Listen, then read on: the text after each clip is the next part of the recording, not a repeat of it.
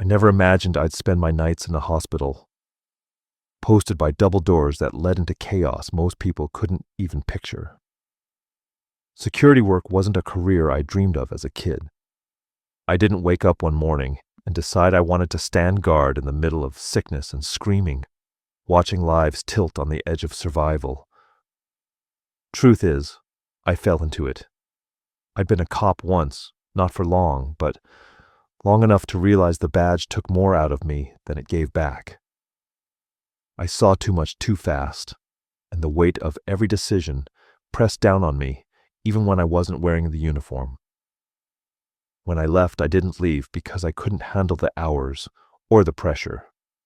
I left because I was starting to hate myself for how numb I was becoming. Still, a man needs work. Bills don't stop stacking because you're tired of looking at death or crime scenes. I knew a guy who knew a guy in hospital administration, and before I even had time to rethink it, I was walking into St. Catherine's emergency department with a new uniform and a laminated badge that read "Security" across the bottom. It wasn't police work, not technically, but the overlap was close enough. Hospitals see the same raw desperation as the streets. Addicts chasing fixes. Fights that spill out of bars and into trauma bays. Families exploding into violence when grief comes through the doors. And unlike the city, there are no patrol cars to roll up for backup. You're it.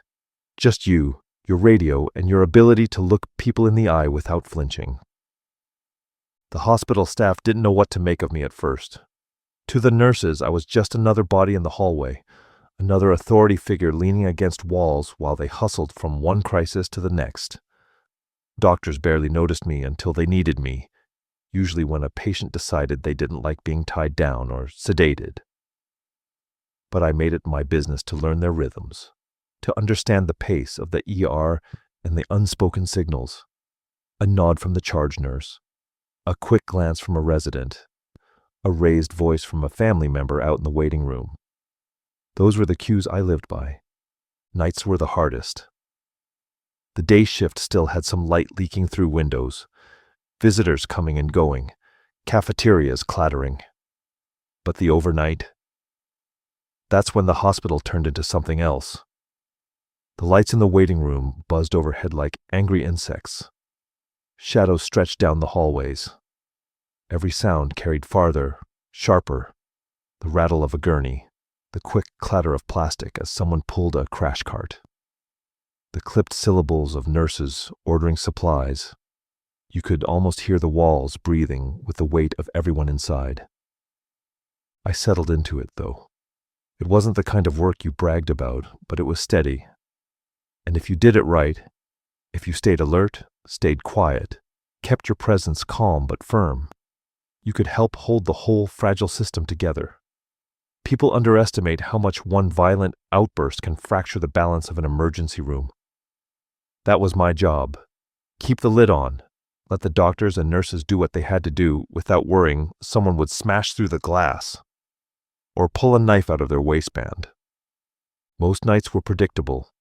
Drunks bleeding from bar fights, addicts trembling through withdrawal, families screaming at each other until security pushed them outside.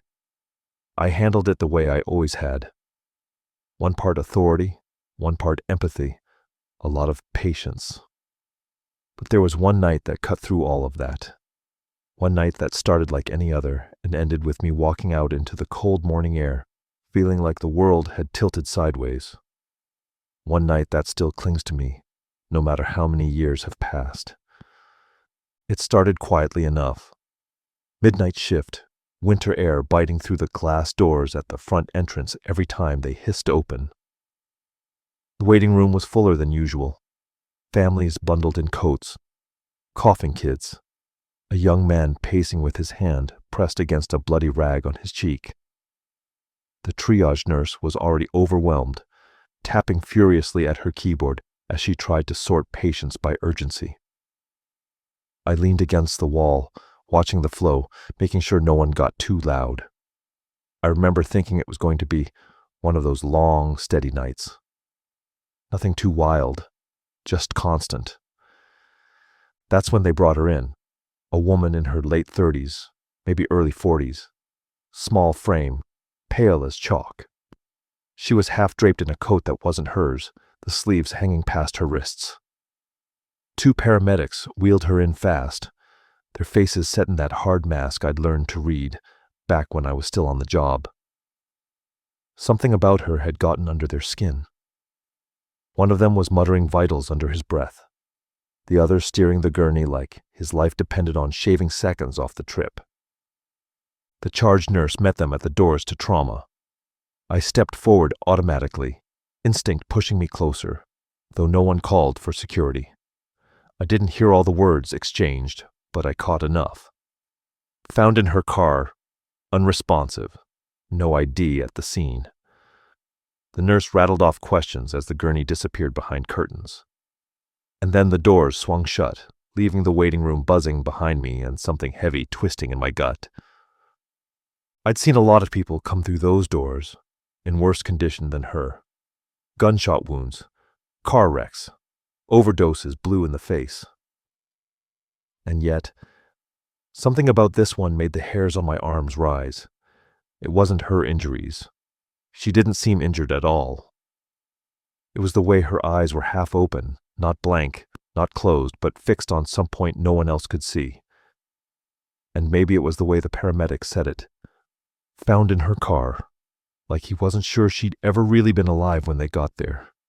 That's where the night began. And where everything I thought I knew about working security in an ER started to unravel. They took her to Trauma 2, the bay with the tightest swing on the door, and the ceiling vents that blew just a little too cold, like the hospital's lungs were exhaling straight down on whoever ended up beneath them.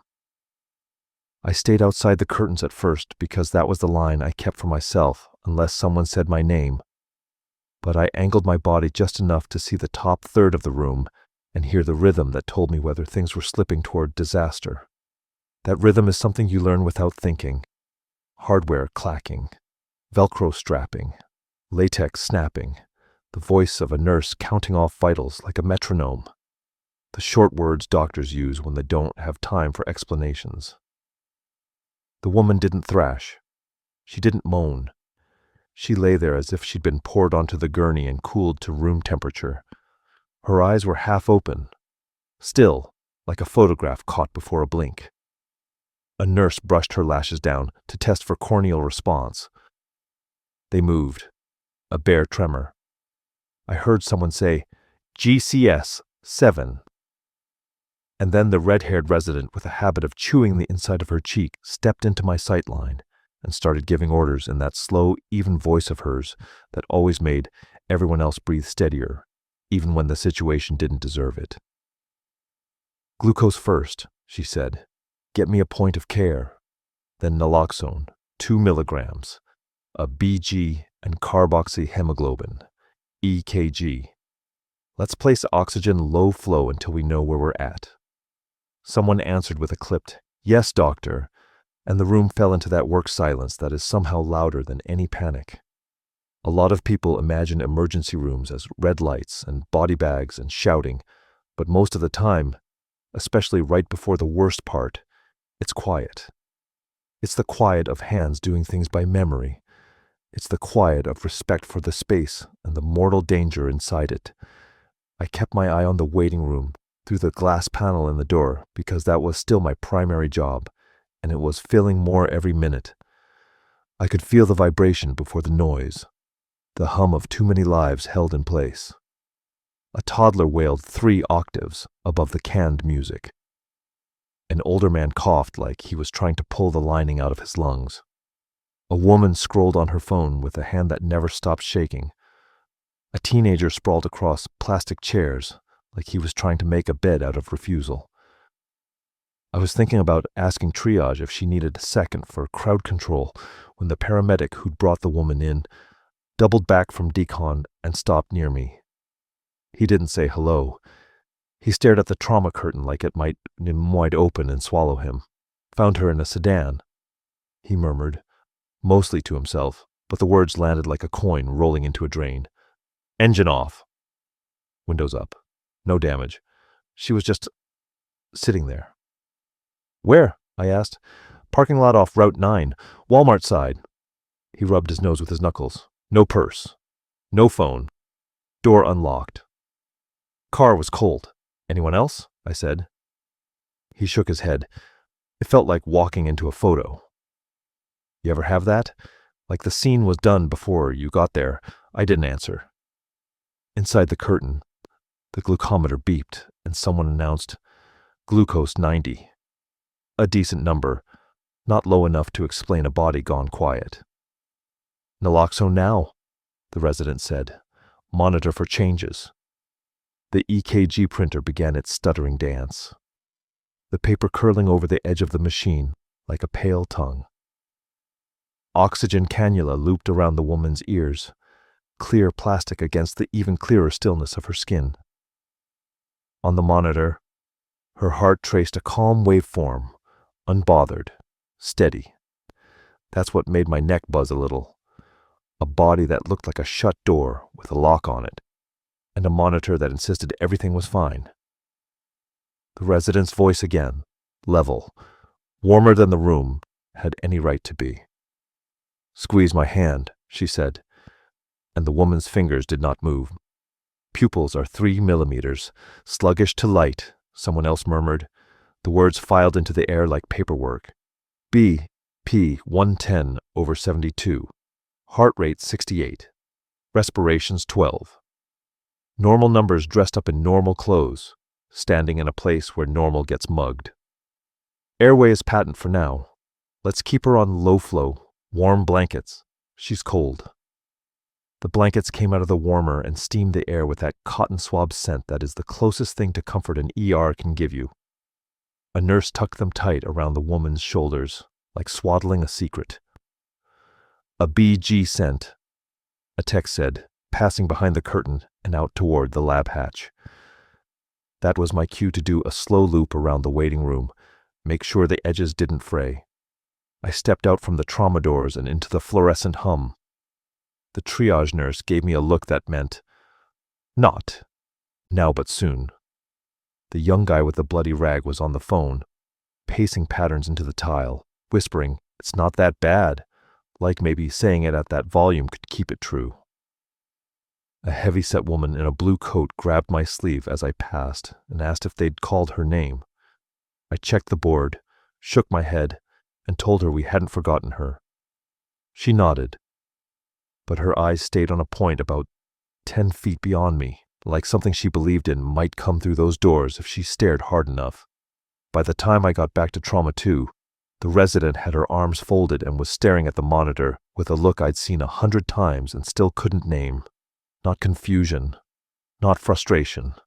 Something like listening to a song you know and hearing a wrong note that no one else seems to notice.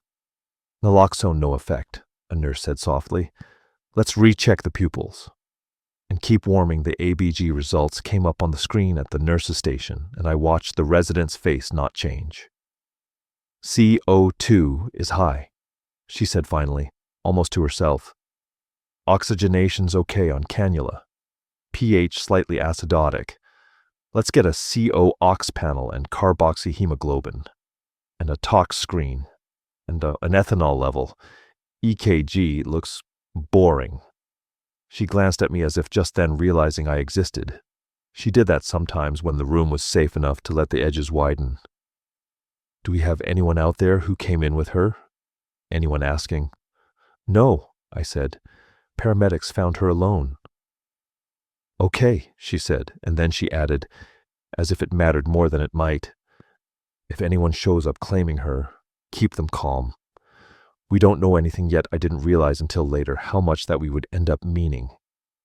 They moved her for a CT, head first, non-contrast, to rule out a bleed or a mass. I walked alongside the gurney because the route to CT is a corridor people like to wander into when they've been waiting too long, and a patient in that much stillness can pull things out of the bystanders they didn't know were inside them. The elevator shuddered as usual between floors, and the fluorescent light above us flickered the way it always had. Not supernatural, just old wiring, but I felt a prickle on my arms anyway. Her eyes were still in that half-open state, not tracking, not closing, just riding the world like it was a train she hadn't decided to get off. The CT technician met us barefoot in clogs, hair tied up in a knot that had survived a worse night than mine, and we slid her across onto the gantry table with the practiced lift and pull that looks easy until you hurt your back trying to repeat it. "Any metal?" the tech asked out of habit, and the resident answered even though the question didn't require it. "Nothing we found." I stayed just beyond the glass as they slid her into the ring. CT rooms have their own quiet, a cooler one, full of robot logic. The tech tapped settings, the machine hummed, and I watched the resident through the window, watching the slices populate on the screen like rain, arriving line by line. If there'd been a bleed, they would have moved faster. If there'd been a mass with midline shift, someone would have said something out loud, because those are the emergencies that announce themselves like intruders. But the minutes stretched, and the only words were technical and unstartled. When they brought her back out to the hall, the resident spoke the diagnosis I'd come to, dread because of how it always suggested more questions than answers. "CT head is clean," she said. "No hemorrhage. No acute findings." And then, almost immediately, the monitor at her bedside emitted a single loud flatline tone. It lasted less than a second, a sharp, mean sound that shot through the hall and into my chest. A nurse's hand flew to the leads. "Loose connection," she said, verifying them, pushing the stickers back down. The waveform reappeared, steady, indifferent. The resident looked at the monitor, then at the woman, then back at the monitor, like she was comparing a reflection to the source. "Let's not chase ghosts," she said softly, to herself or to the room, I couldn't tell. Back in Trauma 2, the room smelled faintly of warmed cotton and the metallic ghost of the IV saline. I stood where I could see the curtain edge and the corridor off to the side where radiology techs cut through on their way to someplace less personal. A social worker had appeared at some point, quiet shoes, gentle voice, clipboard that might as well have been a shield. She asked the resident if there were any belongings. There were none. She asked if we had a name. We did not. The resident gestured toward me without looking.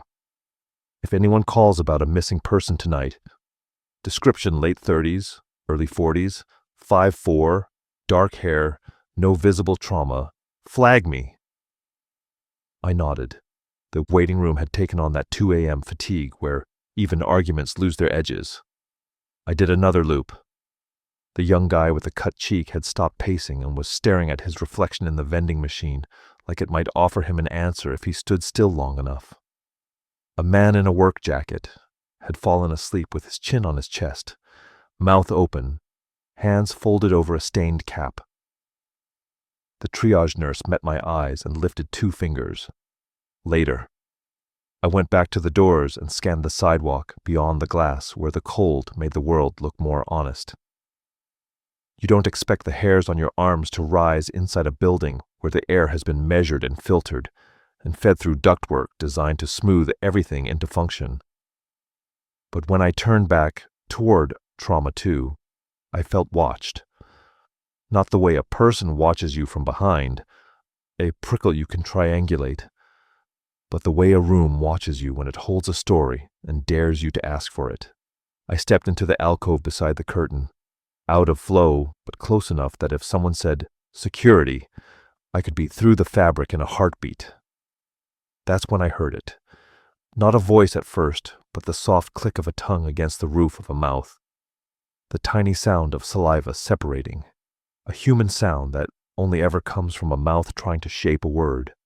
The nurse closest to the woman froze, eyes on the monitor. The resident leaned in, her ear near the woman's lips without touching. "Ma'am," she said, gentle as tissue, "can you hear me?" The woman's chest rose evenly, the way it had all night. The monitor continued its betrayal of normalcy. Then the sound came again, a little louder, like someone testing the edges of speech after forgetting how. A consonant without its vowel, friction without breath. I've broken up fights where people screamed so loud the air shook, but I have never felt a room go so still as that one did. Say your name, the resident murmured. Anything at all. The woman's lips parted by a fraction. From where I stood, I could only see the lower curve of them, pale and dry, warmed blanket pulled up to the bones of her collar like she was a child tucked in against a storm. The nurse said, "Do you want me to call neurology?" And the resident said, "Not yet." And then, almost pleading with the air, "Come on." The woman's mouth moved again, more definite this time, and what came out wasn't a word, not one that fit any language I know, but the shape of it held the cadence of a name being tested for the first time in a long time, like someone who'd written it down 1,000 times and only now tried to speak it. I felt my hand go to my radio without telling it to, as if backup could be called for this kind of thing. I wasn't afraid, not in the way I get afraid when a guy twice my size starts digging into his waistband, but there was a chill that didn't come from the vents.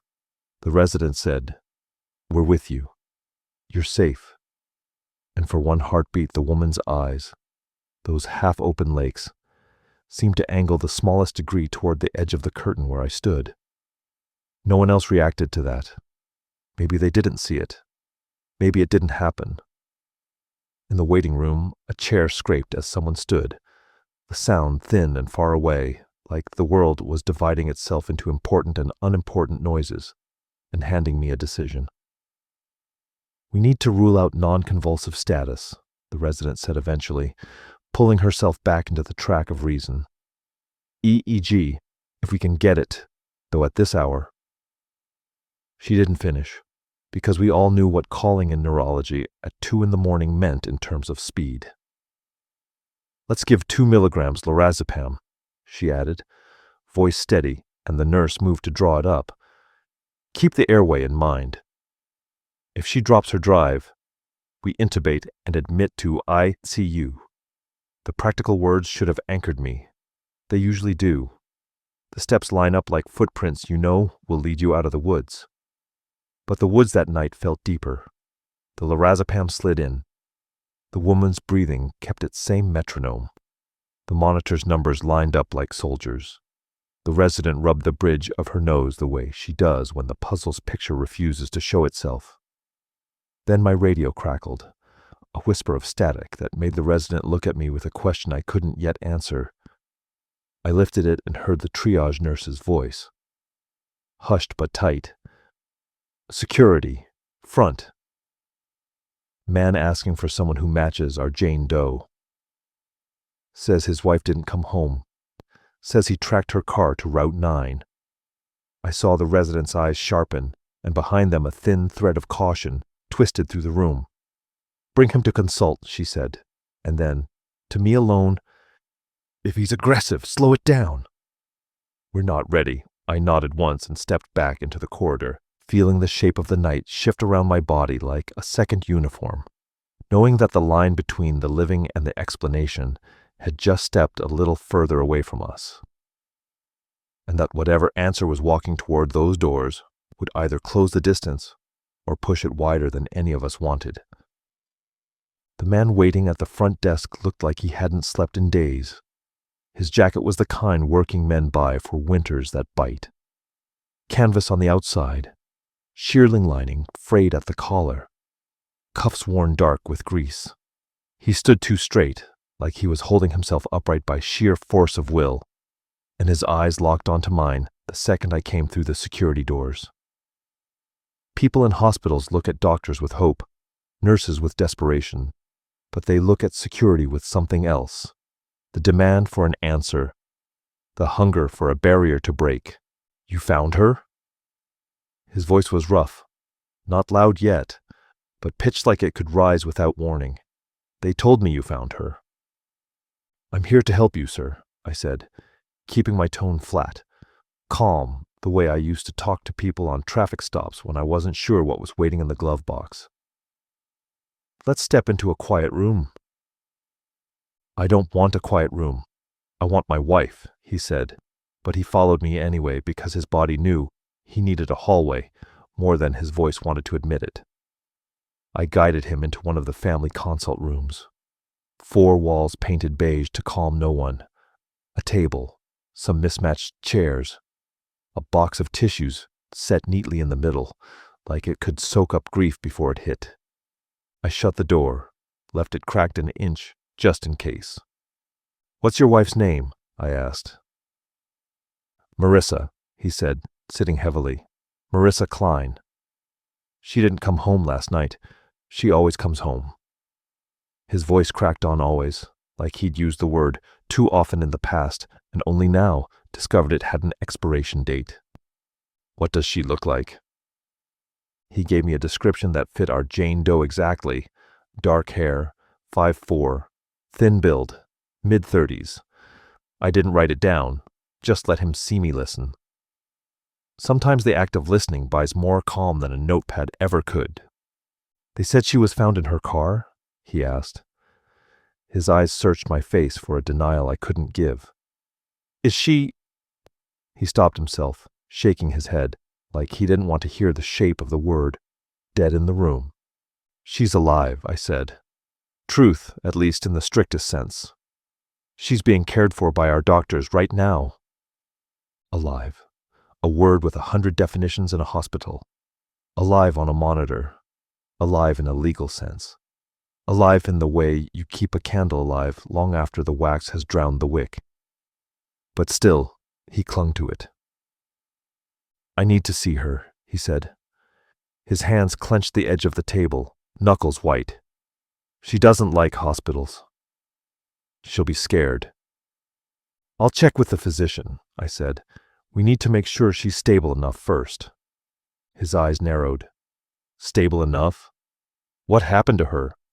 I couldn't give him that answer because no one had one, so I leaned on the truth again. "We're still figuring it out." For a long moment, he didn't move, didn't blink. The room's clock ticked loud in the silence. Then he looked down at his own hands like they were foreign objects. "She called me," he said suddenly. "Tonight, just after midnight. I picked up, but there was nothing, just a sound like—" He hesitated, like when someone whispers too close to the phone. Then the line went dead. Something crawled cold up my spine. Midnight. She'd already been in our trauma bay by then, her mouth moving without words. That half-breathed sound. I told him to wait in the consult room and promised I'd return. I didn't say soon because I couldn't guarantee it. Back in trauma 2, the resident was adjusting an IV line, her face tilted down but her eyes sharp on the monitor. "That her husband?" she asked. "He says so," I replied. "Description matches. Name's Marissa Klein. Says she called him after midnight." The resident's head lifted, one eyebrow twitching. "Called him?" "She hasn't spoken a word since arrival." I didn't answer. There was no way to put that sound into words without it sounding like hysteria. "Bring him in," she said at last. "Let's confirm identity. But stay close." I fetched him. The man walked like a soldier headed to a battlefield he didn't believe in. When he saw her on the bed, all the air went out of him in one soft exhale. "Marissa." He stepped forward, stopping just shy of her hand. "Honey, I'm here." Her eyes remained half open, pupils sluggish, chest rising and falling with machine-perfect rhythm. But something in the room shifted when he said her name, like every machine pulled 1 decibel lower, like the air itself leaned in to listen. He touched her wrist, gently, barely enough to dimple the skin. "It's me. Wake up?" No change. He looked at the resident, voice breaking. "Why won't she wake up?" The resident answered clinically, because it was the only safe way to answer. "We don't know yet. We've ruled out stroke and trauma. Her heart and lungs are stable. We're running toxicology and metabolic panels. Sometimes the body shuts down in ways we can't immediately explain. Sometimes." His voice was rising now, anger growing where grief had been. "You're telling me you don't know." "I'm telling you we're doing everything we can," she said evenly. He turned back to his wife, and that's when it happened. Her lips moved again, not random this time. Clearer, forming syllables. The nurse gasped. The resident froze, eyes wide. "Marissa," the husband whispered. "It's me. Say something." Her mouth shaped a single word. Faint, breathless, but undeniable. "No." The husband staggered back, like the sound itself had struck him. "No?" he echoed, voice trembling. "What do you mean, no?" The resident leaned in. "Marissa, can you hear me? Follow my voice." But the lips didn't move again. The monitor beeped steadily, indifferent. The husband's face collapsed into his hands. And I felt like the floor beneath us had tilted just a fraction, like the whole ER had slipped sideways into a place where logic couldn't follow. I had no name for the dread that settled in my chest then, only the certainty that we hadn't reached the worst of that night yet. The husband stayed at her bedside, both hands clasping her wrists now like he could force warmth into her veins through sheer grip. I kept near the curtain, arms folded, eyes shifting between him and the monitors. His shoulders trembled in short bursts. Not sobs. Not yet. Just the body leaking out what the mind refused to accept. "She said no," he whispered, again and again, like the syllable was a riddle only he could solve. "She said no to me. She never—" He trailed off, his voice collapsing into the blanket tucked beneath his chin. The resident caught my gaze over the curtain rail, her expression tight.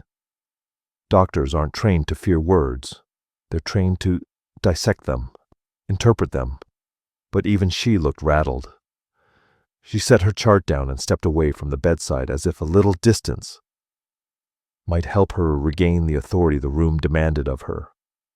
The nurse adjusted the blanket, fussing without need, just to have something for her hands to do. I recognized the move. A ritual against dread. Hospitals are full of those. I asked quietly, "Should I move him to the consult room again?" "Not unless he escalates," she murmured back. Then after a pause, "But keep close." He did escalate, though not in the way either of us expected. He didn't yell. He didn't throw a chair or demand answers we couldn't give.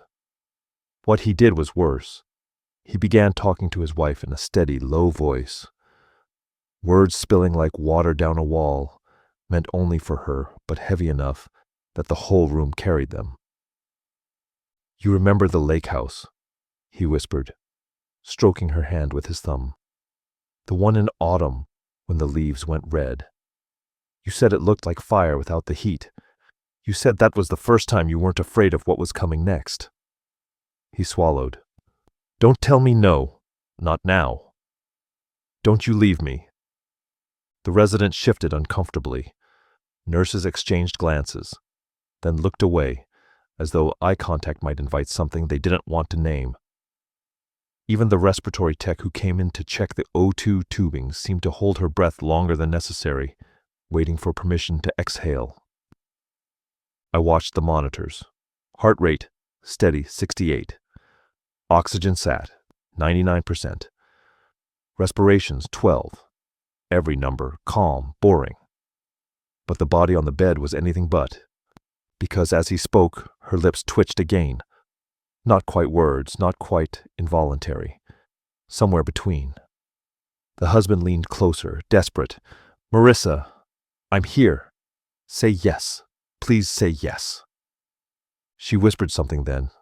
I couldn't hear it clearly, but I swear on every night shift I've ever worked, it was more than one syllable, something like 3, maybe 4. The husband stiffened, eyes wide, his mouth falling open. "What did you say?" he asked, shaking her hand gently. "Say it again." But the sound didn't come back. Her lips sealed. Her chest rose and fell like nothing had ever disturbed it. "Did you hear that?" he demanded, turning to the resident, to me, to anyone who would answer. The resident's face was pale, her clinical mask faltering. I heard something, she admitted. She said, "Don't follow me," the husband insisted. His eyes were wild, bloodshot. She said it plain as day.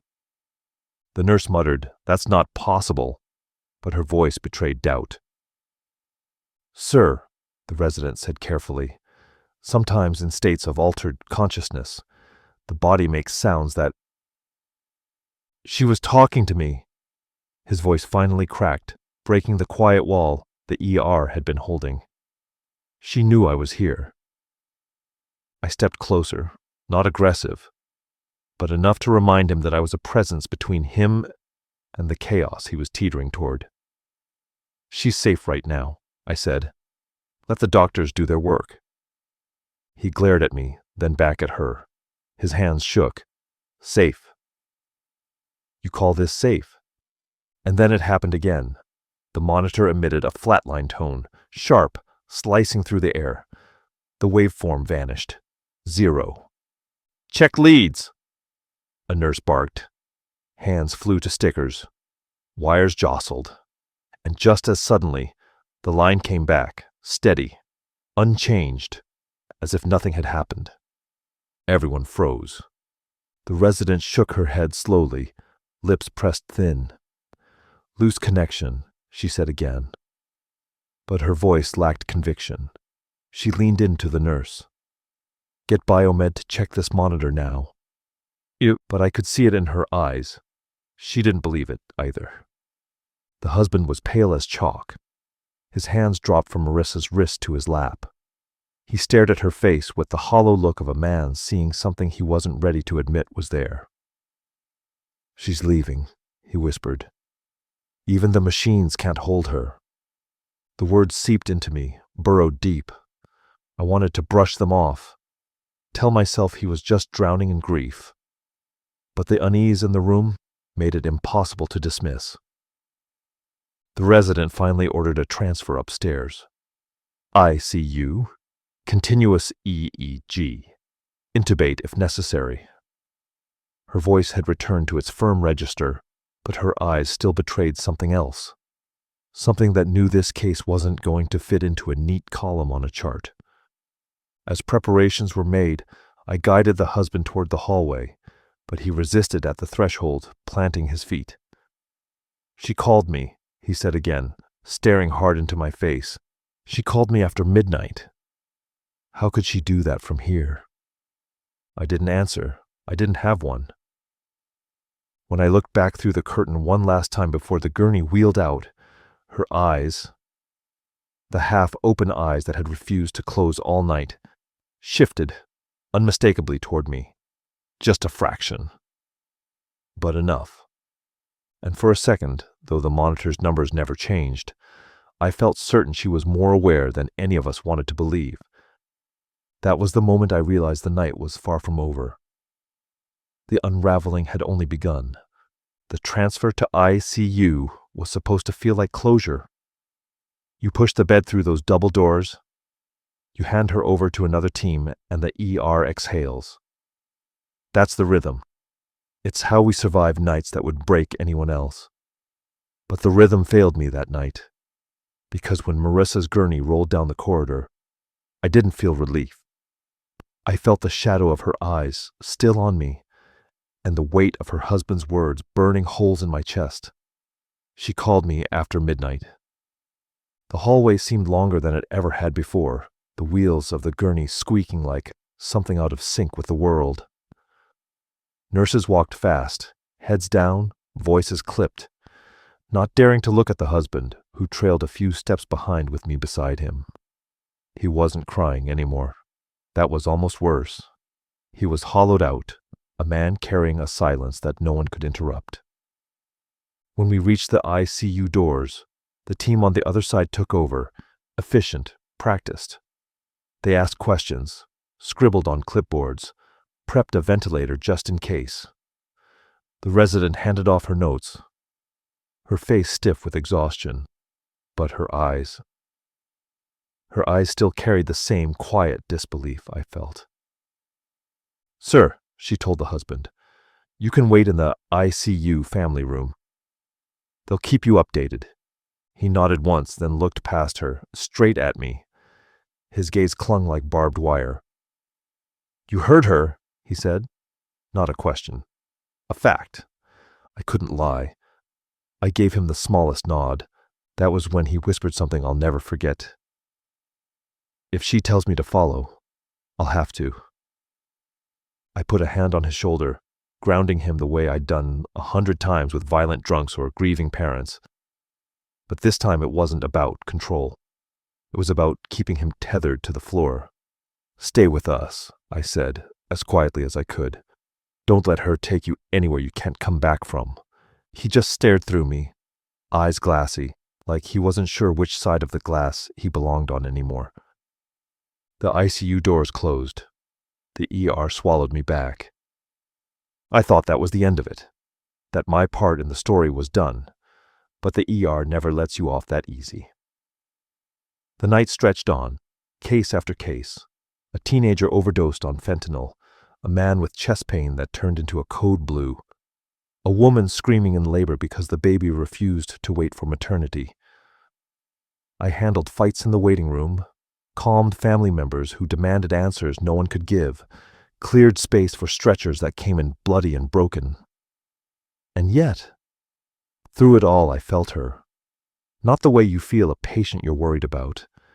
Not professional concern. Something else, like a pressure in the air, a low hum under the floor that only I could sense.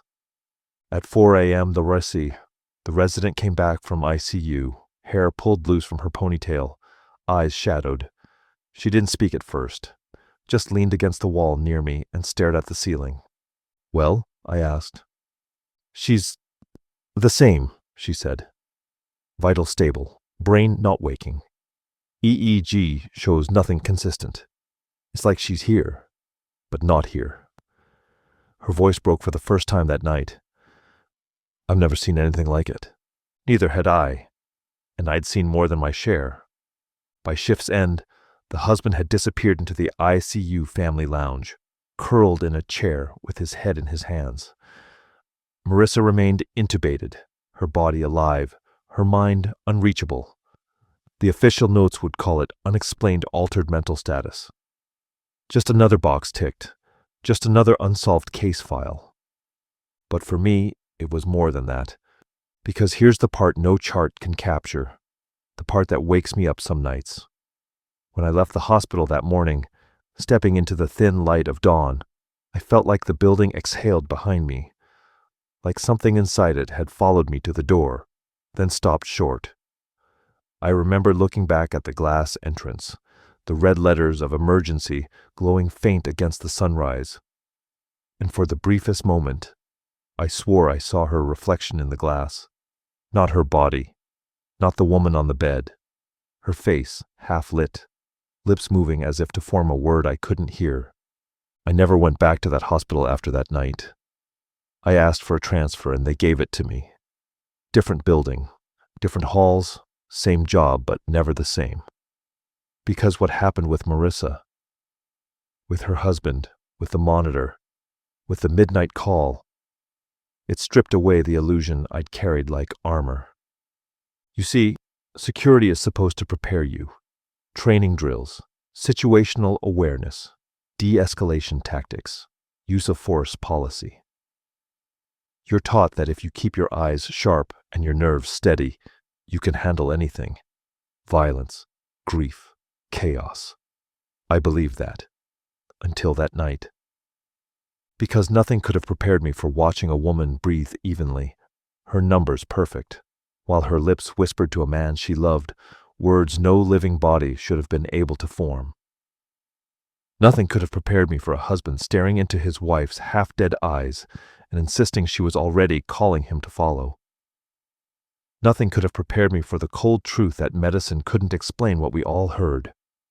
People ask me sometimes why I left the force, why I stopped working hospital security not long after. I tell them it was the hours, the stress. But that's not the truth. The truth is simpler and darker. I left because I couldn't stand another night wondering which side of the curtain reality actually stood on. And I know this much, though I'll carry the weight of doubt forever, the case will always be the one that proved even in the brightest lights of the emergency room, there are shadows none of us are trained to face.